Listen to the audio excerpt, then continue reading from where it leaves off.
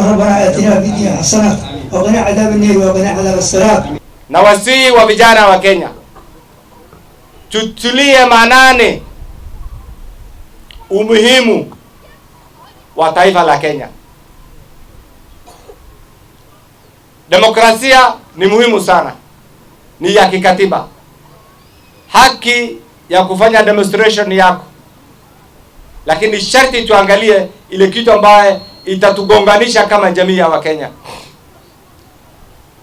Kwa hivyo wakati mtafanya maandamano ambayo ni ya kikatiba, tusijaribu kuharibu mali ya watu, tusijaribu kuua Wakenya, tusijaribu kuharibu officers wetu ya polisi, kuwachomea manyumba, kuchoma police station. Haifai. Hizo stations ni pesa yenu. Na wacha niambie, bila hawa polisi hatutakuwa na taifa. Kwa hivyo wewe fanya demokrasia yako, piga kura vile unataka, tengeneza chama chako, lakini ni sharti, ni lazima tukae kwa amani. Kuna wale wafadhili, kuna wale wafanya biashara, mali yao umeborwa. Jana ulikuwa tajiri, leo ni maskini. Utaenda wapi? Kwani hao Wakenya hawana haki? Wako na haki. Kwa hivyo wale, kwa sababu serikali ni serikali, kuna wale watakubali na serikali, kuna wale hawatakubali.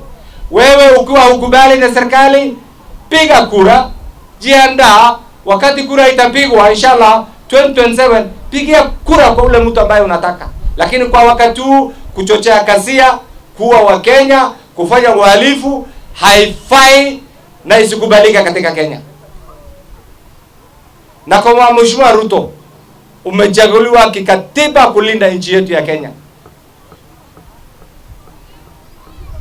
Wewe sio mtu ya serikali, rais ya kiimla. Umechaguliwa kidemokrasia, Wakenya wanakuunga mkono. Tunakuomba usimame na ulinde mali na haki ya Wakenya kikatiba. Mishowe, sisi tukiwa jamii hapa tumeshuhudia serikali nyingi sana, na mimi nina bahati kama mzee wenu. Ile serikali tu sijafanya kazi naye ni ile serikali ya Kenyatta, mzee Kenyatta. Nimefanya kazi na serikali ya Mheshimiwa Moi. Hata kule Moi University mimi nilikuwa kiongozi, nikakuwa mbunge katika serikali chini ya mzee Moi.